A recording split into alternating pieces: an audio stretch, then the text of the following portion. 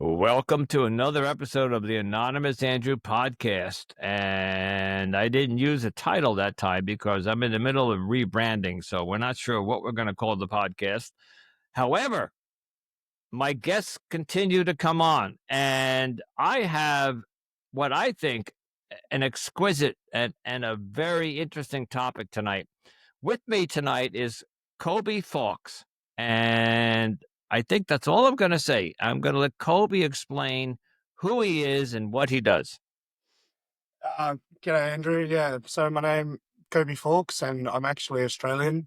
So I'm here in Melbourne. And look, I guess I'm someone who's spent the last few years navigating the highs and lows of modern relationships while working as a porn star in the gay adult industry. How this ties in, I guess, like dating's never simple, but throw in an OnlyFans career, a bit of a public breakup, and the challenge of balancing my work with the personal connection, and things do get a bit complicated. So I follow celebrities, and I can't imagine how celebrity, like Hollywood celebrities, how their love lives play out, in the public media, in social media, in all those newspapers. So, uh, well, let's talk about that. So, you're a OnlyFans star, and I understand that you're pretty big in Australia, and I would imagine maybe globally. Do you have an audience around the world? I do. Most of my audience is actually based in the States, the Really? UK, and Okay. Brazil. So I can walk into a bar in LA and be noticed. I can walk into a bar in Barcelona and people will come up and ask for selfies. So yeah, it's a Cool. bit weird. Yeah. It's stardom. It's you've made it to the level of celebrity. So Thank you. that's yeah. wasn't my intention. Wasn't my intention starting out either. Well, let's So. talk about that. How did you start? I was with my partner Sam Brownell, who now we're no longer together, but we were together for some time, and it was actually during COVID that we started OnlyFans. There was a few things that got us into it. Number one, we had a lot of time to have sex, so and I started hearing of this thing of OnlyFans, and it wasn't quite mainstream yet. And I used to actually work for a few years doing helping out in film and TV production as one of my kind of like various jobs I was doing in my early 20s, and I'm 40 now. So this during COVID back in about 2020, started hearing of this thing of OnlyFans, and I thought I'd log on because I was looking at watching porn during the day or at night because there's nothing much to do in lockdowns in Australia. And yeah, I saw that people were just filming porn on their phones and putting it up and making a lot of money. And I thought, fuck, I could do that. we could have sex and do that. I would. I think if I had that opportunity, I would jump at it myself. So, but I Yeah. don't. I don't have the physique or the skills, but Well, yeah, I can see the allure of doing that. I mean, I was like more chubby. I was what they call in the gay community a bear, so a bit bigger and a bit burlier. But Yeah. I think the thing with OnlyFans that people don't realize is because it's your own page, it's kind of like Facebook for porn, where you make a profile and then you can upload stuff on your profile. And that can be pornographic. It could be whatever you want, but majority of it's now pornographic, and people subscribe to you, kind of like sending you a friend request. They'll pay like a subscription per month. And essentially, they get kind of like an adult version of Facebook where they'll get a feed of people that they follow or subscribe to with porn that they're putting up. And you can chat with them and do a whole heap of things. So it's a little bit more interactive. But I tend to think of it like the adult version of Facebook. So, are you having sex with your partner, or is it just you? You can kind of do whatever you want. Because I had my partner, I was doing a mix of solo content, which was just me, as well as having sex with Sam, my partner.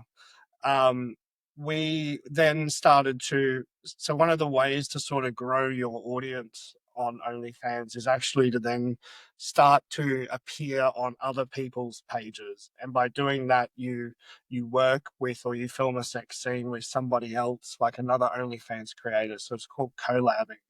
So when you collab with someone, you both put the videos up on your pages, and then if their audience likes you, they'll start to jump across to you It, as well. it's the same thing in podcasting. If I guest on another podcast, hopefully I get a crossover. Yeah. Okay. Have you ever performed in any mainstream gay films? No, so I've actually haven't done any studio work. I think I have had offers to do that, but I'm based out in Australia, down in Melbourne.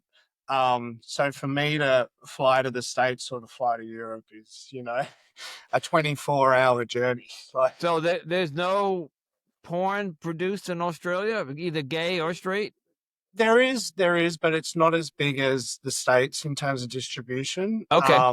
And I think the thing with OnlyFans too is the reason why it's become such a big success is because back in the day, the studios kind of had control of porn, and it meant they had control of the look, the feel, and what you were consuming.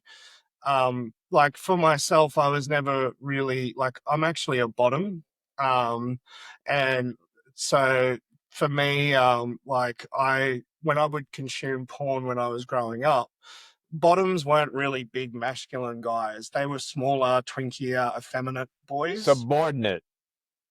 Yes, yeah. So So, like, I take it in the ass. yeah. I was just going to ask you, what does bottom mean Yeah, versus top? But okay, you yeah. just told us. So thank you. Okay. Okay. Whereas it back in the studio days, the tops were more masculine, were supposed to be dominant and bigger. So they're the ones fucking, because the bottom was seen as the woman and the man was the top.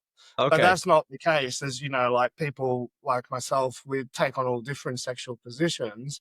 So with OnlyFans, it's kind of allowed people like myself to come in and go against what the studios have established and develop your own brand, your own niche, and in turn attract your own audience. So, there's people of all body shapes. Some of the biggest and most successful creators, are plus size models, which the studios would never have hired in the gay and the I've straight. heard You that. know, Yeah. you know. Like I remember like one of Gwen Adora, she's a big OnlyFans and Pornhub creator, and I met her in LA at the Pornhub Awards a few years back, and she's a great plus size model, and she's doing amazing, because she's in demand. But she would never have got those offers from a studio back in the day. So I'm going to ask you a question that you probably get asked a lot, but I'm just curious because I wonder the whole concept of homosexuality. So, when was the first age you knew that you were into men? I mean, I sort of always knew when I was younger. I obviously didn't know that it was like my sexuality, but I never really was. I guess the way I kind of started to figure it out is I grew up in outback Australia, quite a rough. It's kind of like growing up in rural Texas kind of thing. And then I Good moved to analogy. yeah, then I moved to Tasmania in farming land, which is kind of like the Midwest of the States. So, I grew up in these kind of hyper masculine areas, and being gay was actually illegal in my state up until 1999. Oh my God. Um, but like the way I noticed it is I'd be with my cousins or whatever, and we'd be out riding our bikes around, and a girl from school would go past on the bike, and they'd all look and whistle or whatever. But for me, I had total like blinders on. I didn't even see her. So then I started to realize, fuck, why am I not seeing what they're seeing? But then I'd be watching the football or something, and I'd be looking at the guys, and I wouldn't be looking at the game. I'd be looking at the Looking at their guys. butts. Yeah. Yeah, or something, thinking, "Fuck, he's all right, eh?" So it was like those little things that then I started to realize, hang on, I'm a little bit different compared to my mates and my cousins. So. Okay. So the question that I was going to ask you, and I kind of went around about, is that have you ever had sex with a woman? No, I haven't. So, but Really? I have started to, now that I've been doing OnlyFans for 5 years, I have to say that from when I started to where I am now, my sexuality and my kinkiness in terms of what I'm comfortable doing now has definitely grown. And I have worked with trans creators, but I haven't yet worked with a woman, but I've started to now think about engaging in that just to try something different and bring something different to my fans. So because I do get requests from people asking me to be with a woman. So I can only suggest that you try it. It's uh how do I say this? I without outing myself, which I guess I just did. Uh, there's a big difference between a man's butt and a woman's vagina. Huge difference. So, uh, yeah, at least well, before you die, try it once. well, I mean, my current partner is actually bisexual, so it is something we Okay, have discussed. there you go. So All right. yeah. Yeah, but being bisexual usually means that you can go either way, but you haven't gone the other way yet, right? But he's only dated women before me. So Okay, so that's your new partner. yes, Or yeah. yes, okay. Well, and my previous partner Sam was also had only dated women until he met me as well. But we Oh, never explored. He kind of realized he was gay once he met me, as opposed to being fully bisexual. So yeah, but see, I would, because I think the reason why I've never been with a woman is because I'm not naturally a top. I'm not really someone who's looking to fuck. I prefer more to be fucked. So well, women can do that. they can, absolutely. So I've worked with trans creators, but like I was looking at working with some women to peg me. So I would be interested to see how that would go. Yeah. Yeah, because a woman, if you're lying down and oh god, I'm I I have an explicit warning on this podcast, and I which is fine. It's an adult podcast anyway. When a Put your woman's headphones in. when you're lying down, a woman can climb on top of you. So she's on top, you're on the bottom, and you can still have intercourse with her. Yeah. And Well, I'm talking more about her putting a strap on and going inside me. So pegging. So okay, yeah. okay, So because I get off more on my on anal play than I do yeah. fucking Well, as a fellow male in the gender club, uh, our prostate is a sexual organ, and and I'm very in tune with it. yeah, so, okay. I'm preaching to the choir. Like I don't need to tell you that. So, oh gosh, I have so many questions. So, all right. So you told us how you got into it. Did you kind of take off right away, or was it a slow build? No, I guess basically a couple of things. So like I was saying, collabs are sort of the way to grow your audience quite quickly. But because I'm based in Australia, we're quite remote from the rest of the world. Kind of like there are cities that have big OnlyFans creator hubs now, like LA, New York, London, and a few more pops.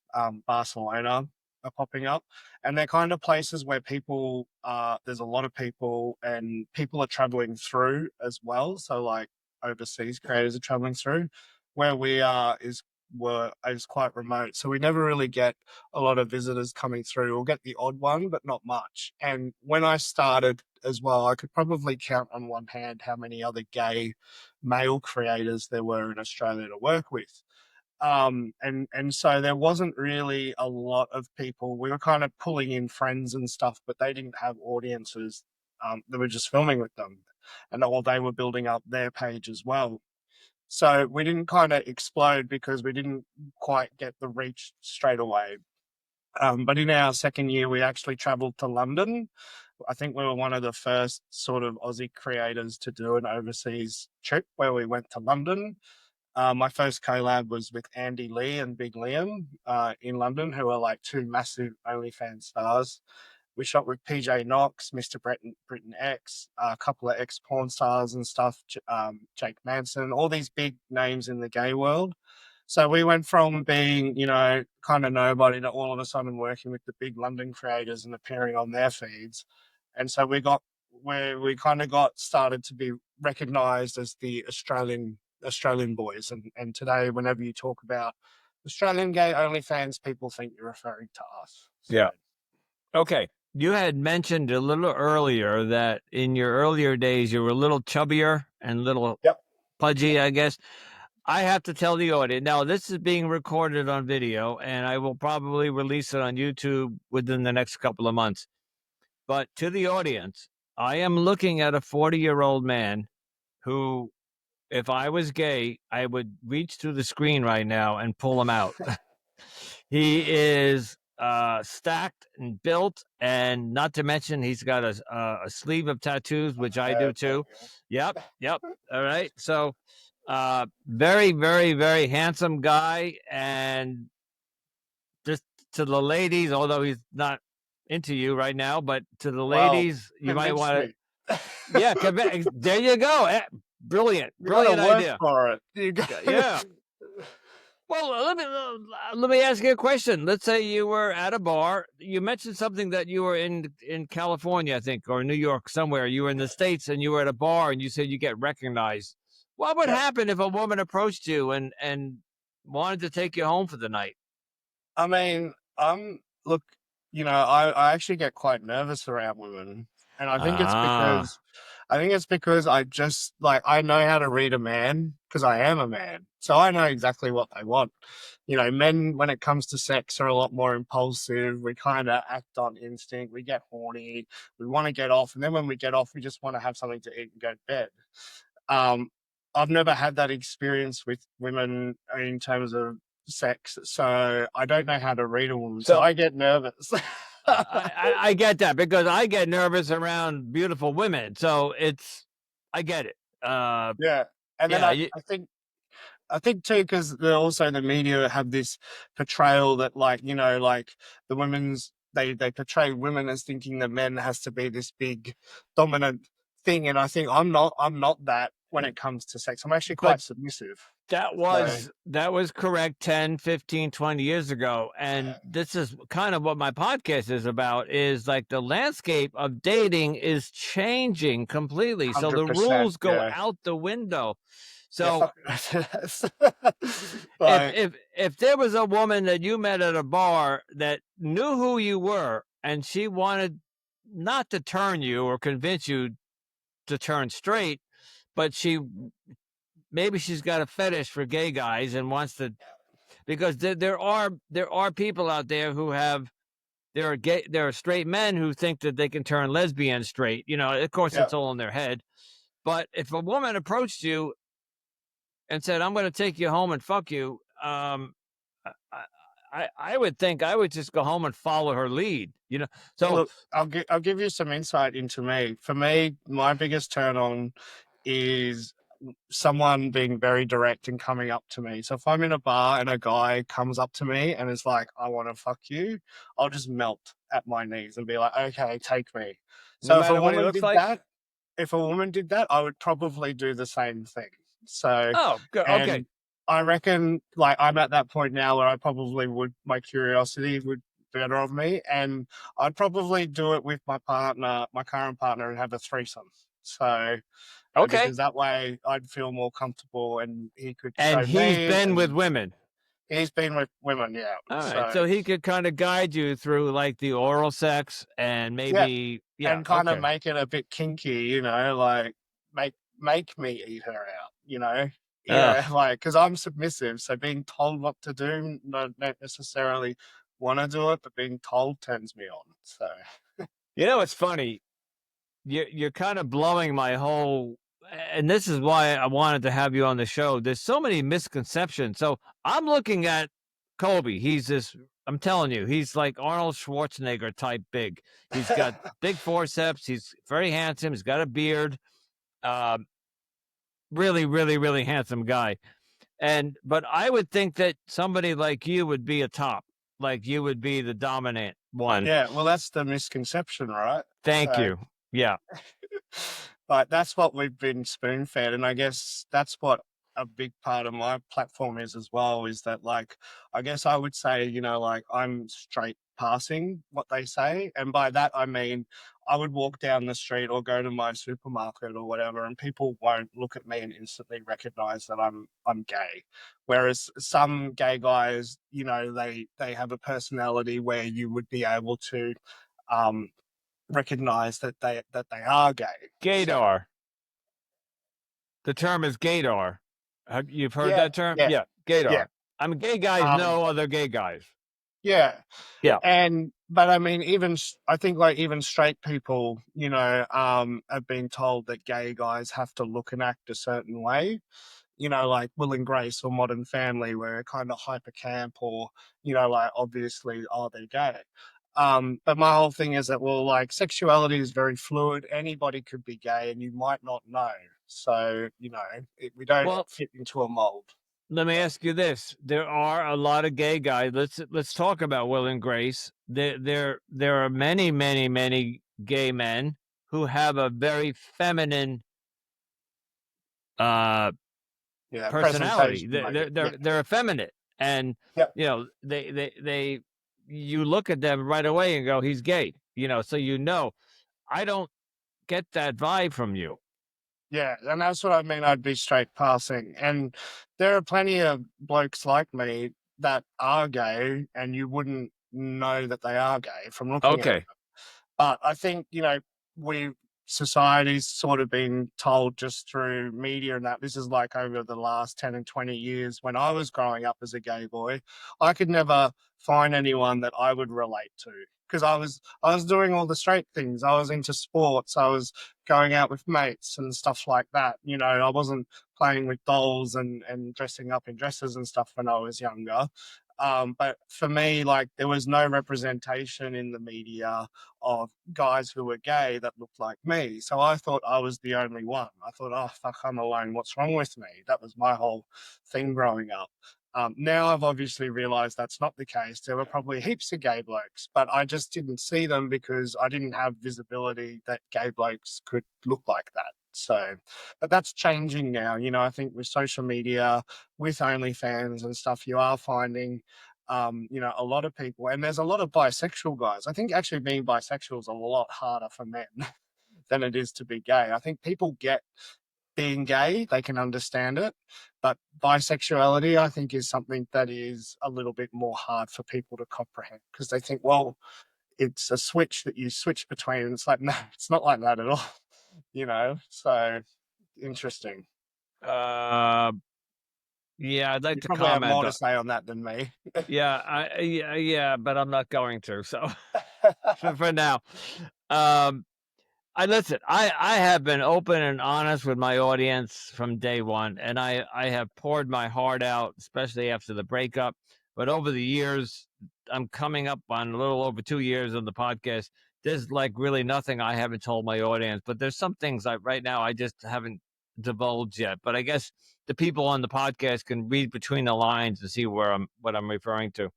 Let's go back to the OnlyFans, the challenges of having an OnlyFans account, being very, I guess, famous on them, and dating. So you had a partner, and then the two of you split. Yep. I don't know if you want to tell us the story about that. And then you have a new Yeah. partner. And how is it dating? Like, well, see, this is more heterosexual question, but if you're on an OnlyFans and you're single, but you want to date and have a partner, you have to tell that partner, by the way, I'm on OnlyFans and I'm performing open gay sex in front of an audience for money. There's a lot of people that might, like me, my last girlfriend was doing that and doing it behind my back, and I was not okay with that. So, how do you navigate the dating world?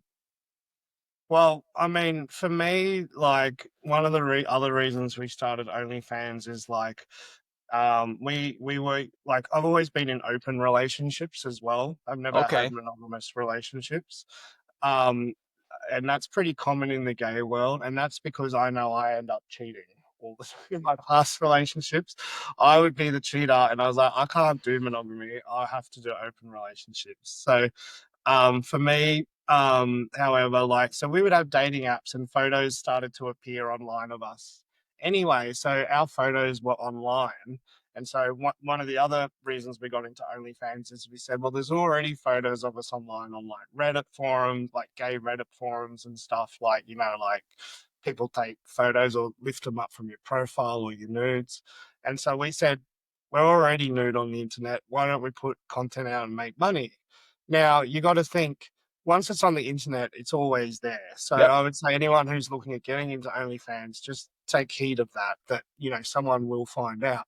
So for me, there's no point trying to hide the fact that I do OnlyFans to someone I'm going to be dating, because they're going to find They're out gonna find out anyway, right? online. Yeah. Like, and it doesn't go away, you know. So I would say that, you know, if you are going to be open and dating someone, you don't have to kind of put it in your profile, but it would be something that you've got to be mindful of, that hey, this is what I do, because you are going to have to, you know, set nights aside to film content, either by yourself or with other people. You are going to have to travel and shoot sex scenes with other people, and it's going to be online, and they're going to find it, and you found it. So, you Yeah. know, like, Yeah, and there's a whole story behind that. She actually came to me one day, and I think she was testing the waters with me, and she said to me, she used to send me a lot of nudes, and I thought she literally took them from me. I found out later that she had a library of 1,000 nudes, and they were all for online content. She was just sharing some of them with me, and of course, in my brain, my ego was thinking, "Oh, wow, she did this for me." And it turns out that no, she was doing it. And she came to me one day and said, because what I was looking at some of these pictures with her, and I said, "These are beautiful. Like you should." And I can't believe I said this. I said, "You could make a lot of money if you sold these." She jumped out of bed, started flailing her arms, going, "You would let me do that?" And I said, "If you were," she was unemployed at the time, and she said, "If you could make money doing that, but that's all you did." So she couldn't fuck on OnlyFans. She would have to do private entertainment, like, you know, with vibrators or something. Uh, and that conversation was very short lived, because as soon as the words came out of my mouth, I kind of took them back in, because I had a feeling that that's where she was going. And then I find out later down in the story there was much more to that story. So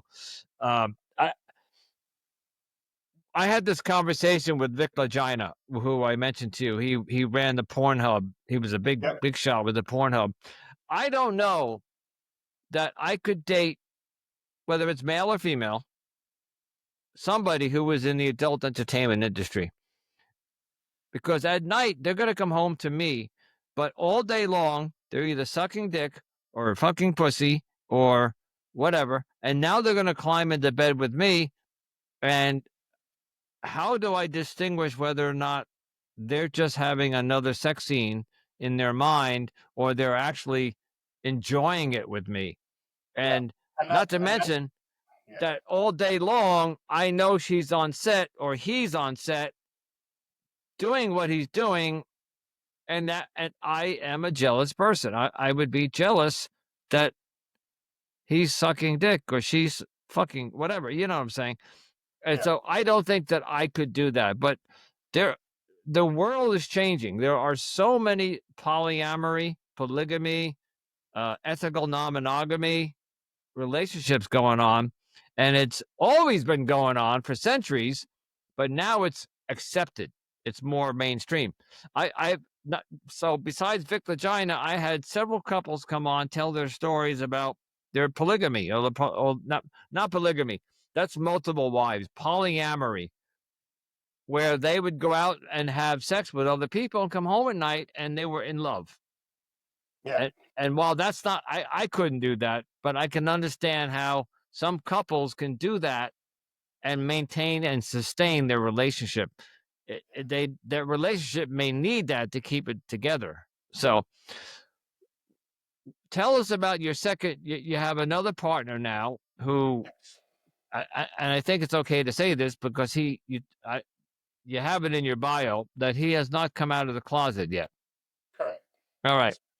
Of course, Uh, we'll keep he his met name as not. me. Yeah, Go that's ahead. right. He met me just over a year ago now, and essentially he didn't. We hooked up a few times, and he didn't realize who I was. So we had great sex and had really good chemistry and whatever. And then it kind of clicked for him after a few dates that, oh fuck, that's it. You know, he'd already jerked off to me online on a few of my videos Ah. and made a connection. Kind of freaked out a little bit. Said he had a fangirl moment. But at what essentially, like, yeah, it is very tricky because I'm very public and I do have sex for a job, and he's not out and obviously wants to stay very private while he navigates that. But we're in a relationship now.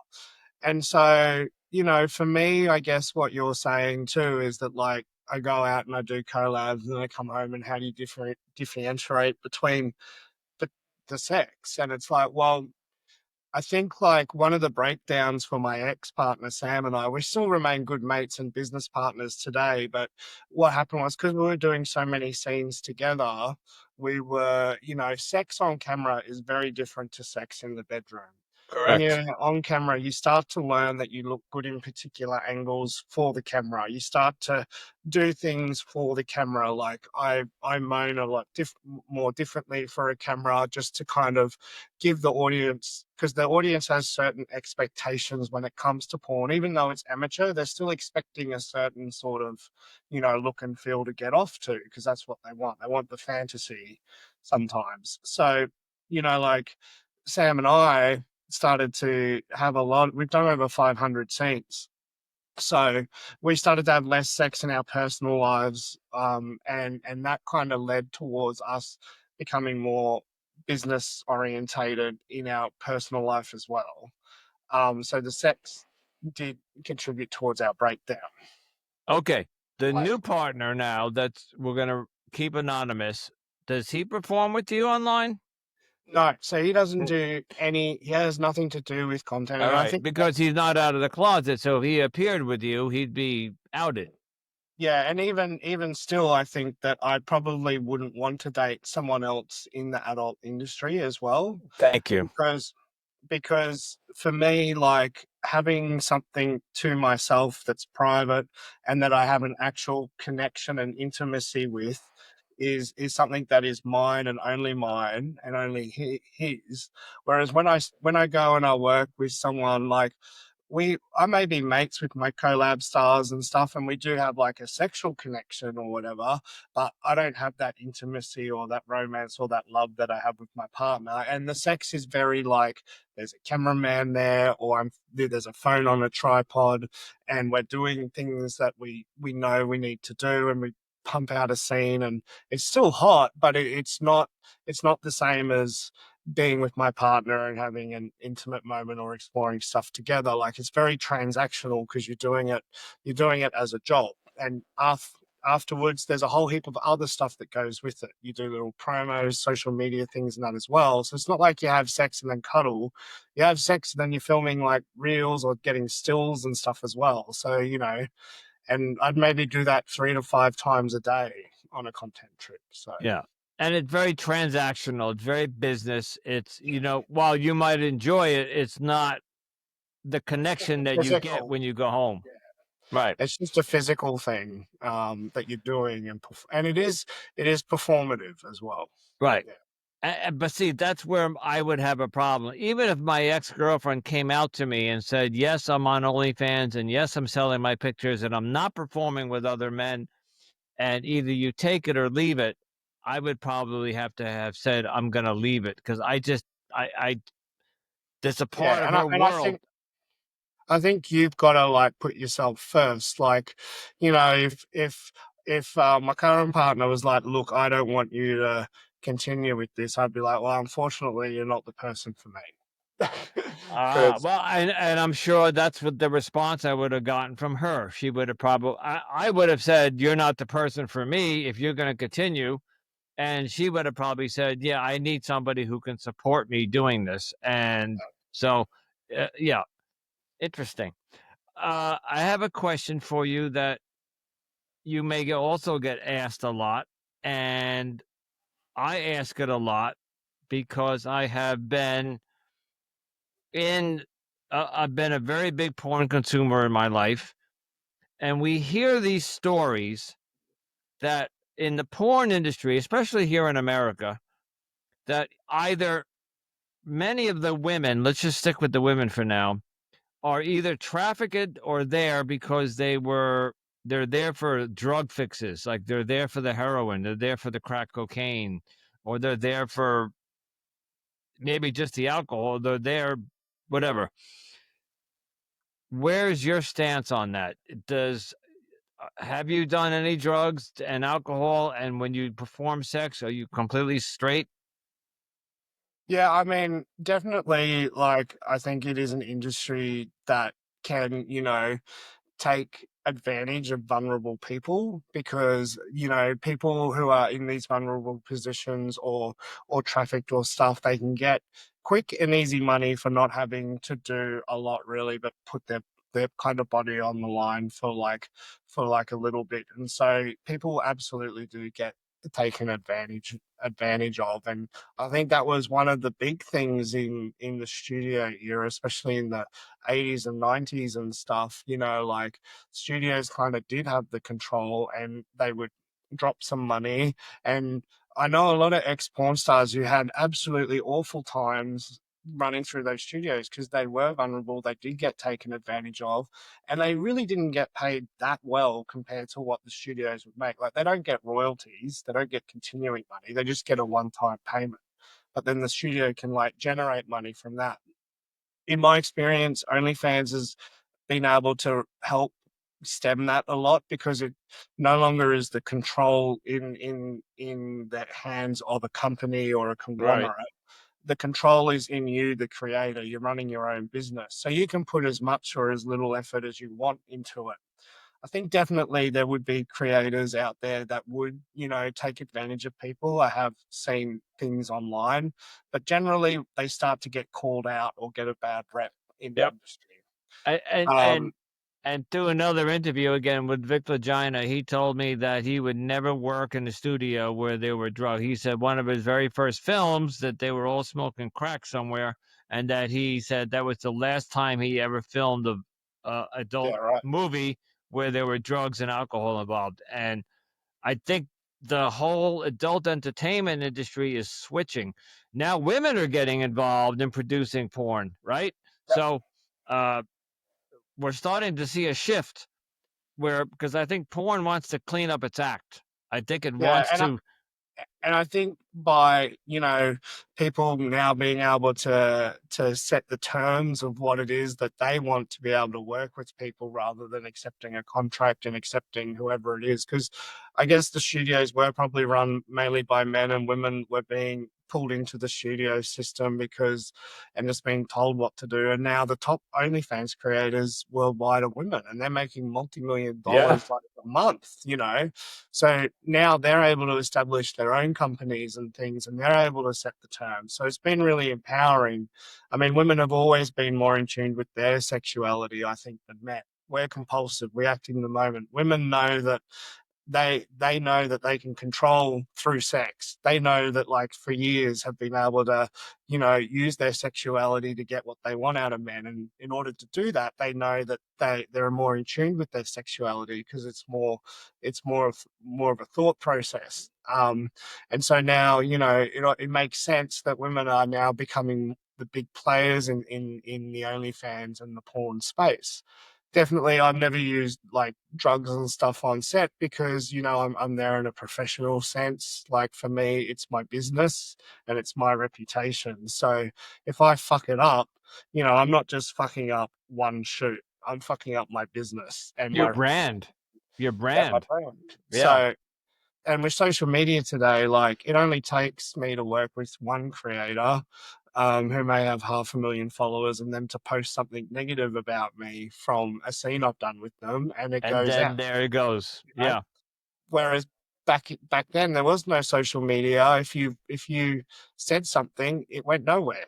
So Yeah. there's a Interesting. lot more. There's a Yeah. lot more online accountability today.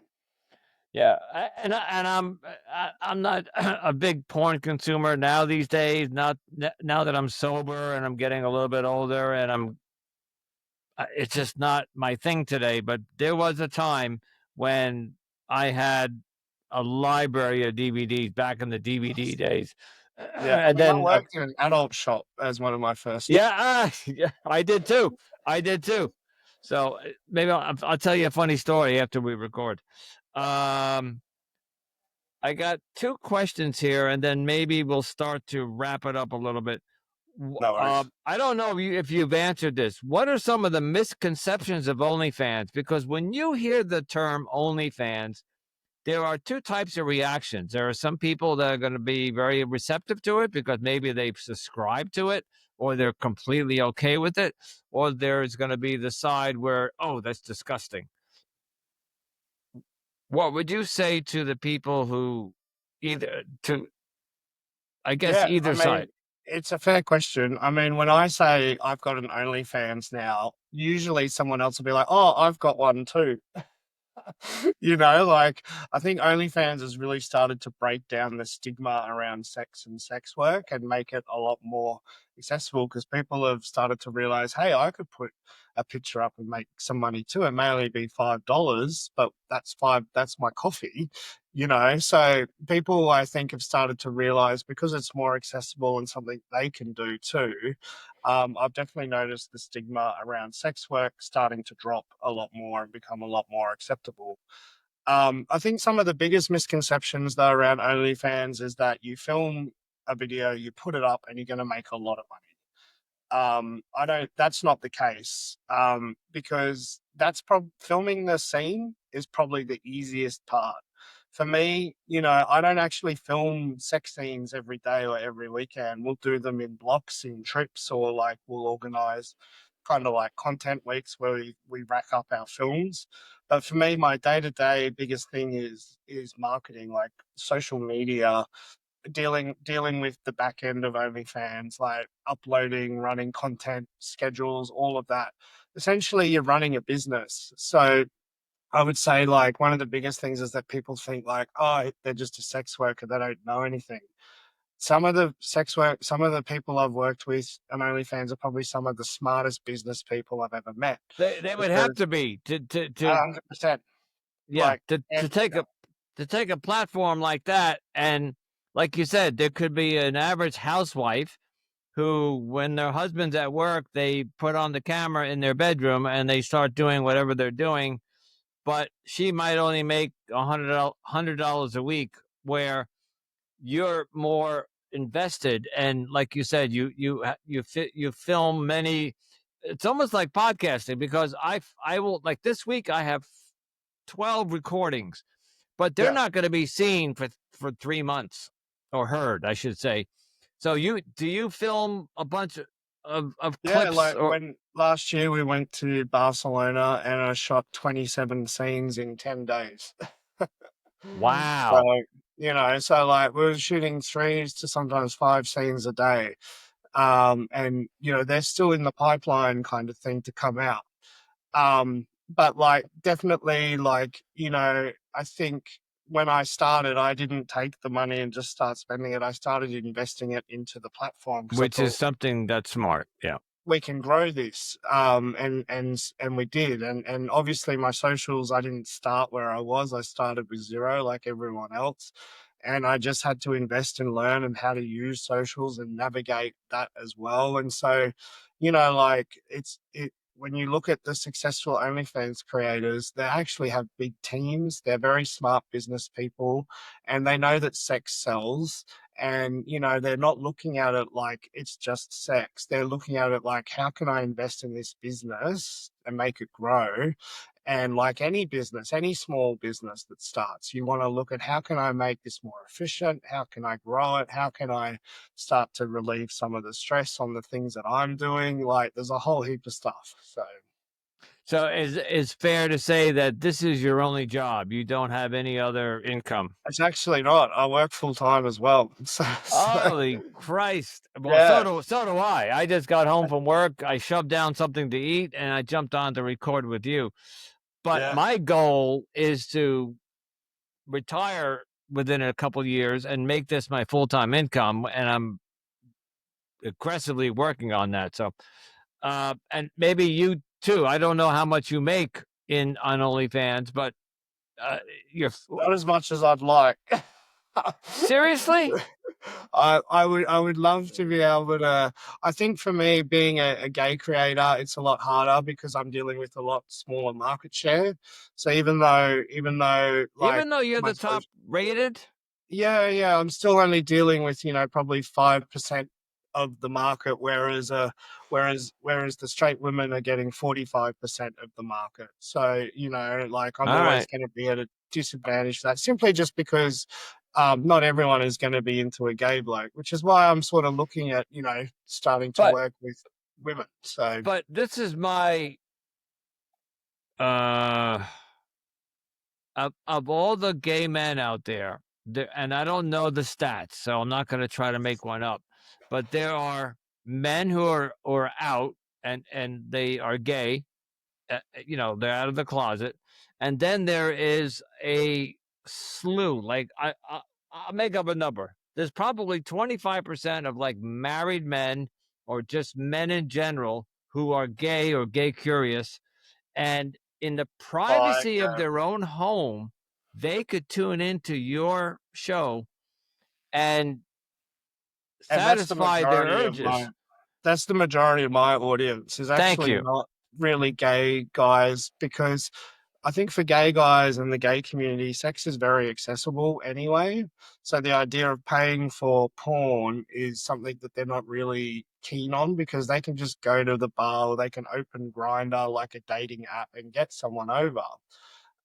Whereas I think the closeted guys or the bi guys who are on the down low who they don't really want to be seen on the apps. They don't really want to be going out to the gay bars. So they're the ones that are more likely to engage in buying a subscription because it's private, it's discreet, and they can find someone they like. And nobody So knows the and no one knows, yeah. knows. Yeah. And I get a lot of messages from guys being like, "Hey, I'm married, but I came across you on Instagram. I don't know why, but I found you really hot, and I subscribed to your OnlyFans, and I really enjoy your content." So Does that make you feel good? yeah, it does. It makes me. It's actually what it's done is actually taught me as well a little bit that like when I came out as gay, I thought it was you were straight or you were gay Right. because I felt like that was just what I thought growing up. But I've started to realize now that it's more like a sliding scale, like and even in myself now, I'm starting to slide that scale a little bit because I'm bi curious, but in the other way, like I'm looking to maybe play with women. So I'm not, my sexuality isn't 0 or 100, and everyone is along that. I think they call it the Kinsey scale, where you somewhere in that line and you may be 80% straight, but there's that 20% there where you're a little bit curious about the other sex or the same sex or whatever. And I'm learning that number's a lot bigger than what I used to think. So Um, your your day job or your other job, do they know what you do? no, I try and keep my professional day work and my OnlyFans side hustle very separate, and never the two shall meet. Okay. Other than the fact that you're well known in Melbourne, I would think that somehow somebody might find out one day, but I guess you got that Look, covered. people definitely have found out, but I think like in Australia, it's sex work is protected federally under the Oh, law. Like really? it's Oh, it's it's actually not illegal, and so I'm not doing anything wrong because I'm doing all of this in my spare time on the weekends and stuff. okay.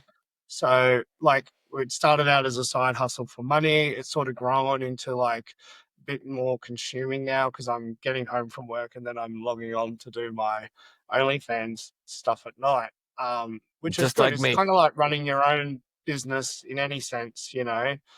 I don't know if I would give up give up my day job altogether to do OnlyFans full time simply because I don't know. Like I'm 40, I don't know how many How years much time you left have left? in me. You'd be You know, surprised. You'd be I would surprised. not. Yeah. I mean, I've been nominated for Pornhub's Daddy twice, so I think Daddy could be, extend quite into my You, 40s.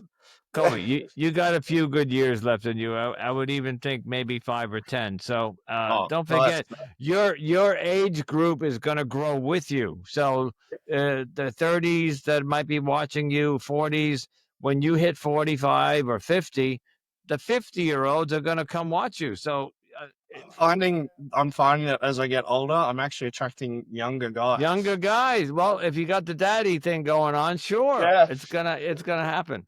All I'm right. like, One more question that I think you also probably get asked a lot, and I just need to ask it because I, I'm curious, and my audience might be curious. You just said that last year you went to Barcelona and you filmed 27 days of sex scenes. yeah, When yeah. I was 20 or 25, I could probably have done that and got an erection every single time, especially if uh, depending on if I'm laying on the beach in Barcelona. I don't think there's a beach in Barcelona, but you get the idea. I could do it. The bottom line is, do you ever need to use Viagra? All the time. Ah, wow. Okay. I don't see the shame around Oh no, I'm not judging. talking No, about no, but like like even still today, people do get kind of like shy about things or like that. I'm also on testosterone replacement therapy because my testosterone levels, I did my bloods were lower as they're well, so that they're helps dropping. me to because I'm in like, hitting my 40s and that level drops. It feels like I'm 20 again. So like I'll pull out every trick in the book kind of thing because why not? It's there, it's accessible, and you're right. Like doing that amount of content is you're not designed to do that. So I'll take whatever help I can get, and I'll advocate for it too. So Yeah, I listen. I there was a time in my life not too long ago that, especially when I got sober, when I was drinking and drugging, and there was a lot of cocaine use, and I had no problems performing. But when I got sober, I didn't know how to perform anymore because I didn't have the alcohol lubricant and the cocaine or whatever I was doing, and I had to go to my doctor 10 years ago and said, at the age of 50, saying I can't get it up. And I don't know what the fuck is happening, but it scared me. So for about a year, he put me on. It might not have been Viagra. What's the other one? Starts with a C. Cialis, I think. Cialis. Thank you. Yeah, yeah. So, I last use question. both. Yeah, yeah. Well, Cialis is the one that lasts 36 hours, right? Yeah, Yeah, yeah. I think so. Okay. Uh, one more question, and then we got to say goodbye. But I want you to tell everybody where we can find you. No worries. Do you think the porn industry, and I mean the California, Florida porn industry, Yeah. and the OnlyFans and everything in between, is affecting the dating scene? Do you think men are getting tired of women, because there's a whole thing about women and the red pill movement and all that, that they would just rather stay home and masturbate and watch porn because it's free, it's quick, they get off, and they don't have to deal with a woman. And I'm not putting women down, I'm because there's a lot of great women out there, but men who Oh, are married. And yeah, so you see what I'm asking? I think it's even broader than that too. Like, I think even in terms of from a gay perspective, like I hook up with a lot of married or straight guys because they just want a quick physical release. And for them, they say that, like, fuck, dating is so hard because I just want to get off with someone. But there's these expectations that come with it where I have to do dinner, I have to take and get to know them and that. Whereas I can just open Grinder or go on OnlyFans and I can get exactly what I want. This is what I was talking about, how men are a lot more impulsive when it comes to sex. Like we're more in the moment, we get a boner and we want to get off. Then they're like, it's just easier for me to come by and get my dick sucked than it is for me to have to try and connect with someone on Tinder or eHarmony and go through the whole process. Because by the time I've gone through that, I'm not necessarily horny anymore. Yeah. So so, I think like definitely the fact that things are more accessible, that you can just jump on, even if you're straight, you can jump on the OnlyFans and start chatting with a fantasy woman and get off with her straight away. It is absolutely affecting the dating scene. And I think that there's a big shift now where women have kind of, like, and as they should do, get equality and stuff. But that means as well that those expectations around how sex works and dating is also gonna change, and it is changing. I definitely think as well, as a result, women have also become a lot more sexual too. Where like, I know a lot of chicks now that they just want to get off too. Because they used to be labeled a slut or a whore or like like Yep. when the guys weren't, but now that because sex is a lot more accessible and accepted, where women are now saying that, oh hey, I just want to get off too. I don't want to have the whole fucking thing either. So Yeah. I'm gonna jump in and find a hot guy to root me. And the guys are like, great. So I think it's shifting definitely where it's on both sides that, Yeah. we're I have starting to yet to run into a woman on a dating app that wants just to get fucked, but that's not. maybe But you're on the wrong dating. and I am, because that's Tinder and some of the other ones that are typically designed for just that. Hey, let's hook up and meet and do it. And Yeah. but I'm not looking for that. I am looking for a relationship, a monogamous relationship where I can, because I'm getting older and I've had my fun. I have been out there and I have been around the block several times. And it's time for me to, like, after I'm done working, like you, I come home from work and I jump on my computer to edit, to book, to record, like we're doing tonight. When I'm done with you, I got an hour and a half of editing to do. So I, my days are from 5:30 in the morning to 8:30, 9:30 at night. And but it would be nice to have somebody when I'm done to go sit next to, and maybe she can rub my back, I can rub her back. We could jump in bed, maybe have sex, watch TV.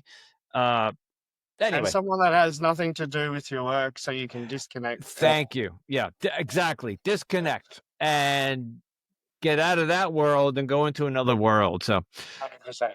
Koby, tell us where we can, first of all, find you on OnlyFans and then any of your social media. And I'll put all of that in the show notes and then we'll say goodbye.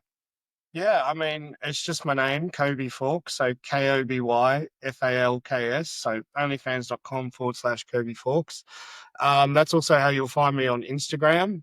And you'll also find me on X or Twitter. But it's just Koby Falks XXX on Twitter or X. So, Okay. and from there, you'll hit my link in bio and get access to everything. I'm also on Pornhub. So just search my name, I'll pop up.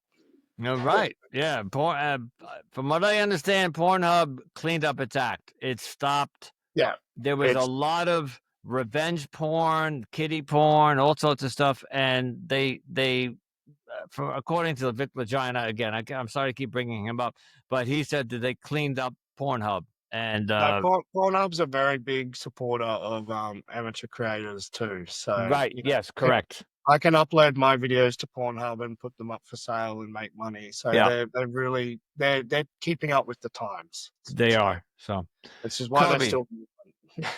thank you so much for coming on Oh, and being so vulnerable and open and telling your story. And I wish you the best of luck. And I'm going to follow you. I'll follow you on all the social medias, and we'll talk soon. Okay. thanks so much. Appreciate you having me.